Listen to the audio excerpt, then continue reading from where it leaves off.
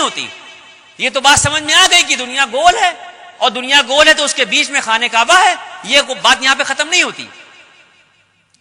اگر سائنس یہ کہتی ہے، میں نہیں کہہ رہا ہوں، اگر سائنس یہ کہتی ہے کہ دنیا گول ہے اور گھوم رہی ہے، تو پھر میرا ایمان یہ کہتا ہے کہ مذہب و ملت کی پرواہ کیے بغیر اس دنیا کا ہر شخص کعبۃ اللہ کا طواف کر رہا ہے.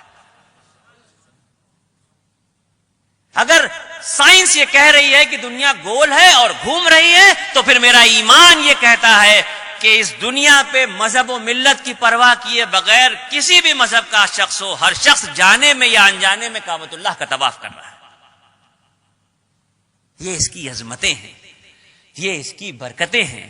اس کو صرف دیکھنے سے اگر آپ کو فیض مل رہا ہے، اگر اس کو، میں نے کئی بار لوگوں کو دیکھا کہ محسوس کیا کہ بھرے ہوئے دل سے پہنچے ہیں، کچھ آتا ہی نہیں ہے، کچھ پتا ہی نہیں ہے، کیا پڑھنا ہے نہیں پتا ہے، اور صرف خانہ کعبہ کو مسکراتے ہوئے دیکھ رہے ہیں. ایسا لگتا ہے کہ جیسے کوئی کنیکشن بن جاتا ہے، جیسے بلوٹوتھ کا کنیکشن ہوتا ہے کہ آپ کے دل کے حالات ٹرانسفر ہو رہے ہیں اور وہاں سے کنورٹ ہو کے وہ نیکیوں کی شکل میں آپ کے دل میں آ رہی ہیں. نبیوں کا اور ولیوں کا یہ مرتبہ تھا کہ زارو قطار رو رو کے مانگتے تھے، پوری پوری رات رو رو کے مانگتے تھے، تب جا کے کہیں دعا ہوتی تھی. یہ جو کعبۃ اللہ کی تعمیر ہوئی ہے، جو مقام ابراہیم آپ کو دکھایا گیا ہے، مقام ابراہیم کے نزدیک جب آپ جائیں گے، یہ شیشے کا جو کور ہے، جب آپ یہاں سے اندر دیکھیں گے تو آپ کو دو کھڑاؤں ایسی دکھیں گی. ایک پتھر ہے جس پہ دو پیر رکھے جاتے ہیں، یہ لفٹ کا کام کرتا تھا پتھر. ابراہیم علیہ السلام اس پہ کھڑے ہوتے تھے، یہ ہوا میں اٹھتا تھا اور خانہ کعبہ کی تعمیر ہوتی تھی. خانہ کعبہ کی تعمیر کا اس کا معاملہ کیا تھا؟ 1400 سال تو ہو گئے اللہ کے نبی کو. اللہ کے نبی سے 700 سال پہلے عیسیٰ علیہ السلام آئے، عیسیٰ علیہ السلام سے 700 سال پہلے موسیٰ علیہ السلام آئے، اور موسیٰ علیہ السلام سے 800 سال پہلے ابراہیم علیہ السلام آئے. اگر یہ 1400 سال ہٹا بھی دیں ہم اللہ کے نبی کے، تو 2200 سال اللہ کے نبی اور ابراہیم علیہ السلام کے بیچ کے تھے.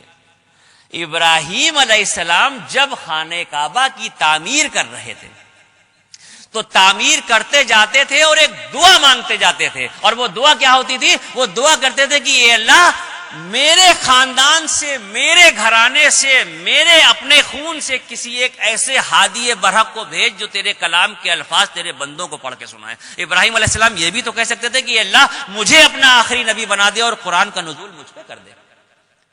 کہتے ہیں کہ اے اللہ، میرے خون سے، میرے گھرانے سے ایک ایسے ہادی برحق کو بھیج اس دنیا میں جو تیرے کلام کے الفاظ تیرے بندوں کو پڑھ کے سنائے. اور 2200 سال کے بعد اللہ نے